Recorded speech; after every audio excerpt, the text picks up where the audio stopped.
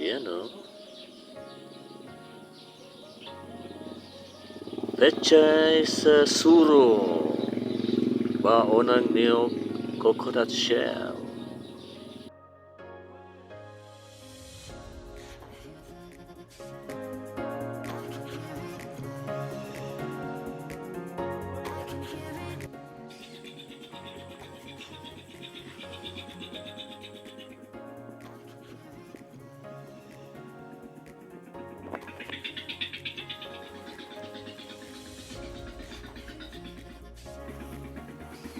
On January 2,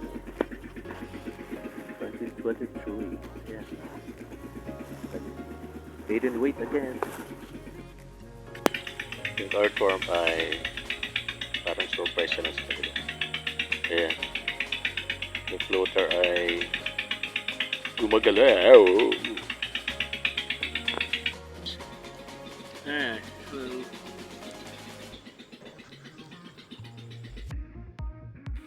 Panibagong location na naman.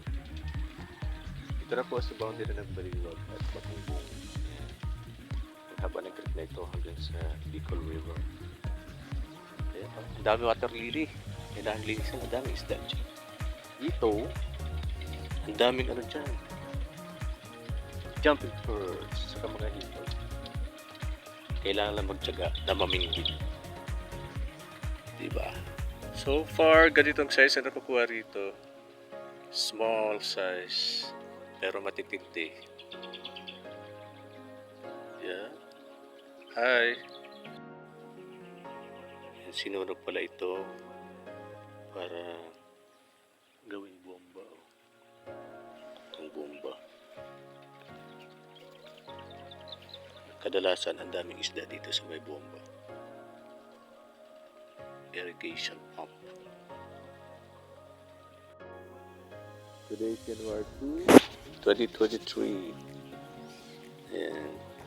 Kami gumagalaw doon. Ganda ng paligid. Nakaka-relax. Ayan. Malayo sa stress sa city. Gumagalaw Ano natin? Wala. Effected pa to ng New Year. Halika na dito, Kenny. Kenny. Ayan. Siya. Naginginayin din yung mga fish. Mamaya na lang tayo magka-harvest dyan. Eto muna. Ayan. Thank you, Lord, for this food which I am about to receive coming from your body through Jesus Christ our Lord. Amen. Wala akong kaning dala.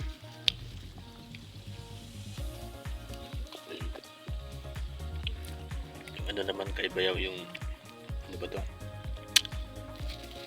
Bibingkang lokban. May fruits pa rin. Ang siyempre hindi mo wala. Spaghetti pababa.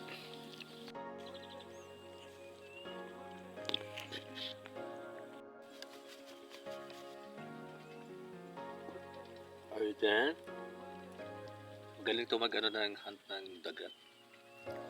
Si Kenny.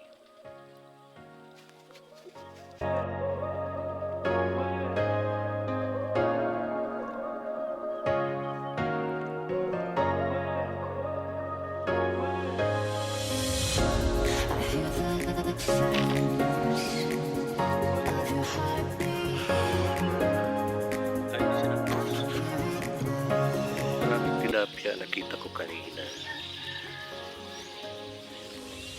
Andiyan siya Ano sila tago. Dito lang sa Pampang meron. Check it out. Kanina malaki yung jump perch. Kaso nakakawala. Anyway, try pa rin natin. It's 1 in the afternoon na. Ngayong January 2, 2023.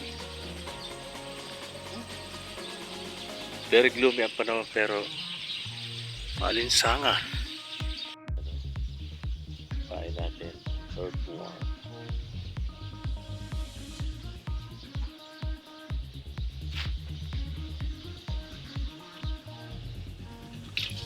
harvest!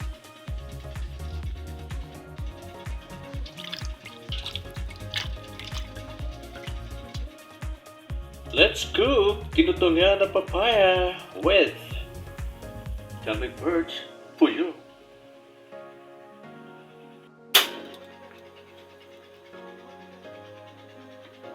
I will make the tongue for this.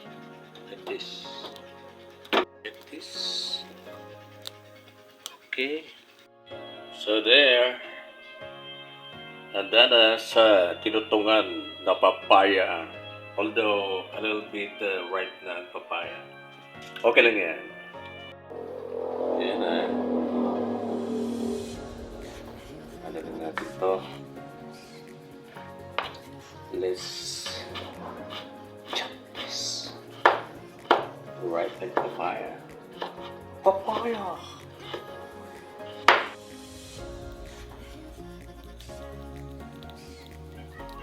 Yan. Let's roast the jumping perch, puyo.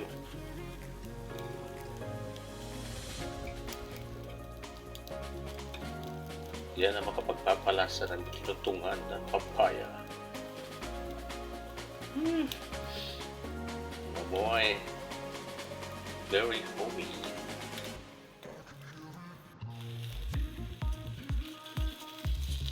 Turn it. Turn around. I don't know.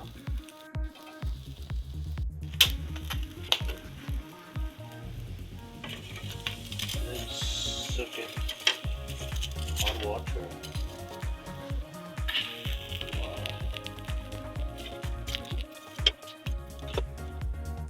Yan po ang sinirop ng puyo. Jumping perch. In the house. Let's cook tinutungan na kalabasa. Ay, sala! Let's cook tinutungan na papaya. Kalabasa naman. Nagkalabasa to. Okay, little oil. Saute the papaya.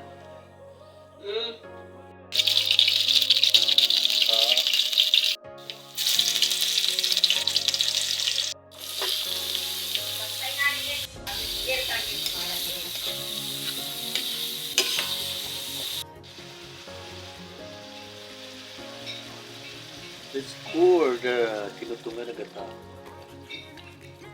Yes, just flood it with the coconut milk. Dump with this fish. Roasted fish.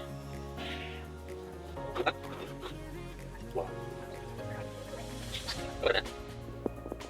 Gata forever dito sa Bicol. Almost done. To give you more aroma on this dish. Wala pa kasi yung mga sili dito. Ubusan kami. It's done!